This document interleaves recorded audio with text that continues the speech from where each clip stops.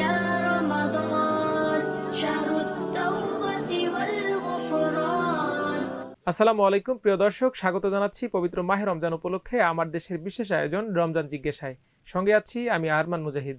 আজ অতিথি হিসেবে আমাদের সঙ্গে যুক্ত আছেন প্রখ্যাত ইসলামিক আলোচক অধ্যাপক শায়েখ আব্দুল মতিন আজহারি, ইমাম ও খতিব মসজিদুল হিদায়া, ভিয়েনা, অস্ট্রিয়া। আসসালামু আলাইকুম শায়েখ, কেমন আছেন? ওয়ালাইকুম আসসালাম ওয়া রাহমাতুল্লাহি ওয়া বারাকাতুহু। রমাদান কারীম, আছি আলহামদুলিল্লাহ, ভালো আছি। আশা করি আপনারাও ভালো আছেন আল্লাহর ইচ্ছা। আলহামদুলিল্লাহ। আজকে দর্শকদের করা বেশ কিছু প্রশ্ন নিয়ে আপনার সঙ্গে যুক্ত হয়েছি। শুরুতেই আমাদের একজন দর্শক জানতে চেয়েছেন, আমার জীবনে অসংখ্য রোজা কাজা, এই কাজা রোজাগুলোর ফিদিয়া কিভাবে আদায় করব? অনেক ধন্যবাদ আপনাকে।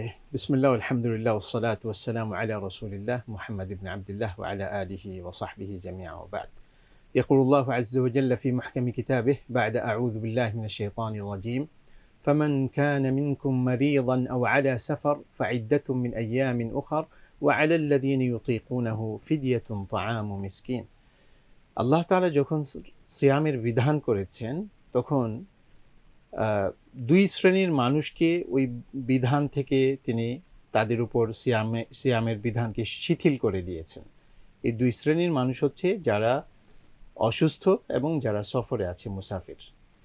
তো যে কোনো ধরনের অসুস্থ হলে চলবে না, স্পেশালিস্ট ডাক্তার তিনি ডিটারমাইন্ড হয়ে বলতে হবে যে রোজা যদি তিনি রাখেন তাহলে তার বড় ধরনের কোনো সমস্যা হয়ে যেতে পারে, তিনি এক্সপায়ার করতে পারেন, তিনি হার্ট অ্যাটাক করতে পারেন, তিনি দুনিয়া থেকে চলে যেতে পারেন। এই ধরনের কোনো সম্ভাবনা যদি কোনো স্পেশালিস্ট ডাক্তার পোষণ করে তখনই তিনি রোজা ভঙ্গ করবেন।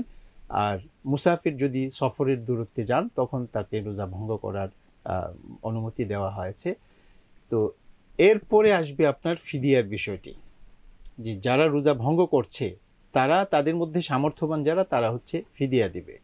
এখন ফিদিয়াটা হচ্ছে একদিনের খাবার, একদিনের রোজা ভঙ্গ করার জন্য একদিনের খাবার একজন গরিবকে তারা পরিবেশন করবে। এখন যেই ব্যক্তি তার ভঙ্গ করা রোজার হিসাব জানে না, তিনি তার প্রবল ধারণার উপর ভিত্তি করে তিনি নির্ধারণ করবেন। তার ধারণা যদি প্রবল হয়, কথার কথা যে তিনি 2 মাস রোজা রাখেন না একসাথে, 3 মাস রাখেন নাই, বা 6 মাস 10 মাস রাখেন নাই, তার প্রবল ধারণা যেদিকে যায় এর উপরে ভিত্তি করে তিনি এই সিদ্ধান্ত নিতে পারবেন। আর যদি তার কাছে জিনিসটা একেবারেই অস্পষ্ট হয়ে থাকে তাহলে তিনি হিসাব করবেন সর্বশেষ কোন বছর তিনি রোজা রেখেছিলেন, এরপরে আর কখন তিনি রোজা রাখতে পারেন নাই, তখন থেকে নিয়ে এই বর্তমান বছর পর্যন্ত কাউন্ট করে প্রতি বছরের জন্য 1 মাসের রোজার যদি কন্টিনিউ উনি না করে থাকেন, পুরা রমাদানই রোজা না পালন করে থাকেন, তাহলে প্রতি বছরের জন্য 1 মাসের ফিদিয়া তিনি দিয়ে দেবেন। আরেকজন জানতে চেয়েছেন, শাওয়ালের 6টি রোজা রাখার জন্য কি নির্ধারিত কোনো দিন আছে নাকি ইচ্ছা মতো রাখা যাবে? শাওয়ালের 6 রোজার ব্যাপারে নবীজি সাল্লাল্লাহু আলাইহি ওয়াসাল্লাম বলেছেন, মান সামা রমাদান থুম্মা আতবাআহু বিসিত্তিন মিন শাওয়াল কানা কাসিয়ামিদ দাহরি। যে ব্যক্তি রমাদান মাস ব্যাপী সিয়াম সাধনা করলো, এরপরে শাওয়াল মাসে আরো 6টি রোজা রাখলো, সেই ব্যক্তি যেন সারা বছরই রোজা পালন করলো।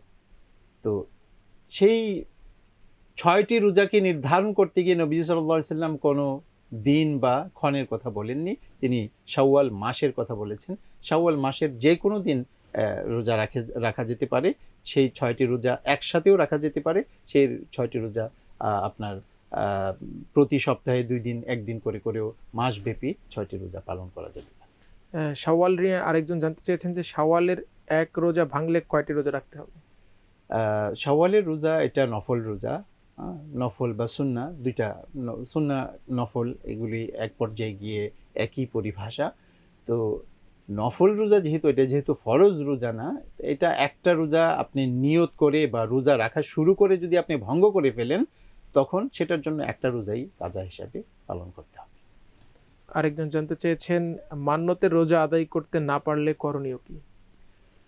মান্যতের রোজা যদি কেহ আদায় না করে, 1 নম্বর কথা হচ্ছে এমন কোনো মান্যত করতে যাবে না একজন মানুষ যেই মান্যতটা বাস্তবায়ন করা তার জন্য দুঃসাধ্য, তিনি সহজে সেটা বাস্তবায়ন করতে পারবেন না, এমন জিনিস তিনি মান্যত করতে যাবেন না। দ্বিতীয়ত মান্যত যদি করেই ফেলেন তখন সেটাকে বাস্তবায়ন করতেই হবে।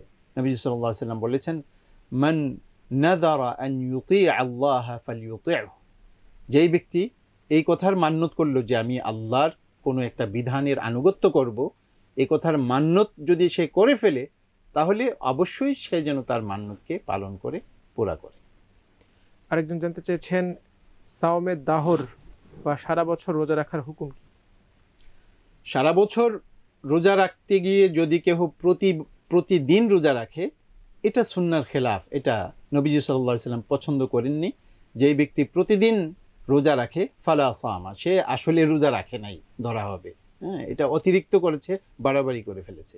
কিন্তু এখানে আহাব্বু সিয়ামি সিয়ামু দাউদ কানা ইয়াসুমু ইয়াওমান ওয়া ইফতিরু ইয়াওমান, যারা সারা বছর রোজা রাখতে চায় তাদের ক্ষেত্রে সবচাইতে পছন্দের রোজা এবং নবীজি সাল্লাল্লাহু আলাইহি সাল্লামের কাছেও আল্লাহর কাছেও পছন্দের রোজা হচ্ছে, যদি কেউ সারা বছর রোজা রাখতে চায় তার ক্ষেত্রে পছন্দের রোজা হচ্ছে দাউদ আলাইহিস সালামের রোজা। তিনি একদিন রোজা রাখতেন, আরেক দিন ভঙ্গ করতেন।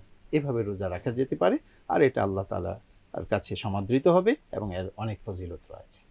আরেকজন জানতে চেয়েছেন ইতিকাফকারীর দায়িত্ব ও করণীয় কি, তার কি ধরনের ইবাদত করা উচিত? ইতিকাফ যিনি করবেন, ইতিকাফটা আসলে এর বিধান হয়েছে মসজিদে অবস্থানের মাধ্যমে ইতিকাফ পালন করা। নবীজি সাল্লাল্লাহু আলাইহি সাল্লাম তিনি অধিকাংশ সময় যখন ইতিকাফ করেছেন তিনি মসজিদেই বসে ইতিকাফ করেছেন।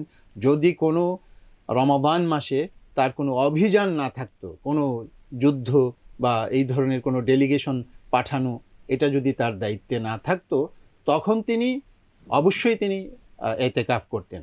আর ইতিকাফটা হবে মসজিদের মধ্যে। মসজিদে যখন কেউ অবস্থান করে তখন মসজিদের মধ্যে আমরা যত ধরনের ইবাদত করে থাকি, আমাদের 5 ওয়াক্ত সালাত কায়েম করা, তারপরে নফল নামাজ পড়া, সুন্নাহ নামাজ আদায় করা, কোরআন তিলাওয়াত করা, তারপরে তাসবিহাত আদায় করা, ইস্তেগফার করা, তাহাজ্জুদ পড়া, বেশি বেশি করে সিজদা করা, সিজদার মধ্যে আল্লাহ তাআলার কাছে দোয়া করা, কান্না করা, তওবা করা, এর মাধ্যমে একজন মানুষ তার ইতিকাফকে সুন্দরভাবে জীবন্ত রাখতে পারে, প্রাণবন্ত করতে পারে এবং আল্লাহ তাআলার কাছে সেটা গ্রহণযোগ্য করে তুলতে পারে। ইতিকাফ নিয়ে আরো একটি প্রশ্ন, সর্বনিম্ন কি পরিমাণ সময় ইতিকাফ করা যায়? ইতিকাফের যে সুন্নাহ মুআক্কাদা যে ইতিকাফটি, সেটি হচ্ছে রমাদানের শেষ দশক মসজিদে অবস্থান করা, মসজিদের পবিত্রতা বজায় রাখা, মসজিদের আদব বজায় রেখে ইতিকাফ করা। সেই শেষ 10 দিন, পুরো শেষ 10 দিন আপনার 20 রমাদান সন্ধ্যার পর থেকে শুরু করা, শাওয়ালের চাঁদ দেখা পর্যন্ত ইতিকাফ করা। আর একটি নফল ইতিকাফ কেউ যদি একদিন অথবা এক রাত্র করতে চায়, অনেক স্কলারগণ বলেছেন সেটা নফল ইতিকাফ হিসাবে সেটাকে গণনা করা হবে। কোন স্কলারগণ বলেছেন একজন মানুষ 1 ঘন্টার জন্য মসজিদে বসে আমল ইবাদত করতে গিয়ে যদি নিজেকে মুআতাকিফ হিসাবে, ইতিকাফকারী হিসাবে সে নিয়ত করে, এই নিয়তের জন্য তাকে আল্লাহ তাআলা সওয়াব দান করবে।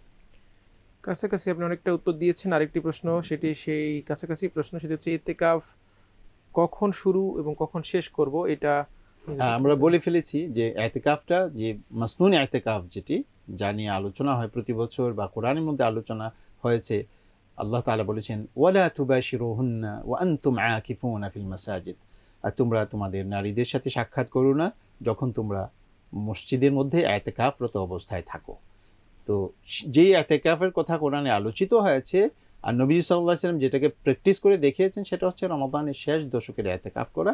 আর শেষ দশকের ইতিকাফটা শুরু হয় 20 রমাদান সূর্য ডোবার মাধ্যমে, আর এর শেষ হয় হচ্ছে আপনার শাওয়ালের চাঁদ উদিত হওয়ার মাধ্যমে।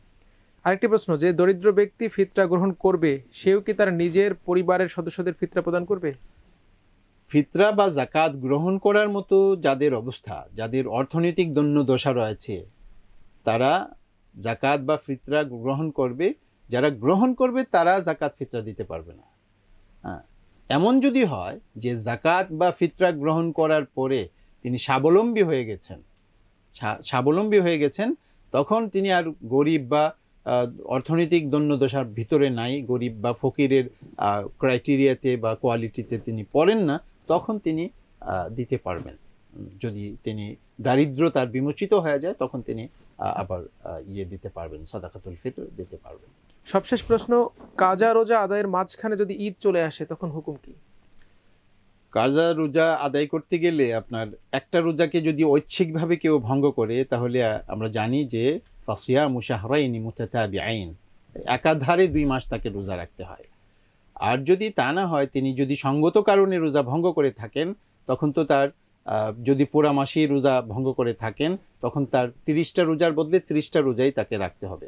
এখন এর ভিতরে দিয়ে যদি আবার ঈদ চলে আসে তখন এটা তার কোনো নিজস্ব কোনো দুর্বলতা নয়, তিনি ইচ্ছা করে এখানে কোনো রোজা ভঙ্গ করতে যাচ্ছেন না।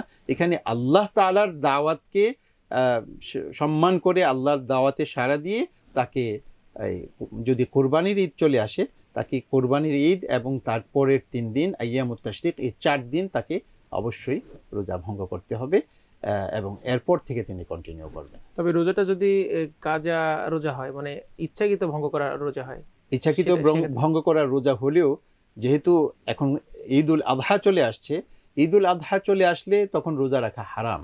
ঈদুল আযহার দিন এবং তারপরে যে 3 দিন আইয়ামুত তাশরিক আছে, এই 4 দিন হচ্ছে আল্লাহ তাআলা বান্দাদেরকে দাওয়াত করেন। আল্লাহর দাওয়াতকে অবশ্যই আপনাকে অ্যাকসেপ্ট করতে হবে, ওটাকে উপেক্ষা করা যাবে না। এই জন্য আপনি ওই 4 দিন রোজা রাখতে পারবেন না। এটা হচ্ছে ধর্মের পক্ষ থেকে বা ইসলামী শরিয়ার পক্ষ থেকে আপনাকে এই ছাড় দেওয়া হয়েছে, এটাকে আপনাকে অবশ্যই মেনে চলতে হবে। তো এই 4 দিন তিনি খাবার দাবার গ্রহণ করতে পারবেন, এরপর থেকে তিনি কন্টিনিউ। একটানা না হওয়ার কারণে শেষ পর্যন্ত আবার প্রথম থেকে রাখতে হবে না? না, এটা একটানার ভিতরেই পড়বে, যেহেতু এখানে যে 4 দিন ভঙ্গ করা হচ্ছে তিনি স্বেচ্ছায় ভঙ্গ করছেন না, এটা আল্লাহর বিধান হিসাবে ভঙ্গ করছেন। জি, সম্মানিত শাইখ, আপনার গুরুত্বপূর্ণ সময় থেকে আমাদেরকে সময় দেওয়ার জন্য ধন্যবাদ। বারাকাল্লাহু ফিকুম, অনেক ধন্যবাদ আপনাকে। দর্শক, আজ এখানে শেষ করতে হচ্ছে। তার আগে বলে নিতে চাই, আপনাদের প্রশ্নগুলো আমাদের কমেন্ট বক্সে করুন, আমরা আমাদের অতিথিদের মাধ্যমে সেগুলোর উত্তর দেওয়ার চেষ্টা করব। সবাই ভালো থাকুন, সুস্থ থাকুন, আমার দেশের সঙ্গে থাকুন। আল্লাহ হাফেজ।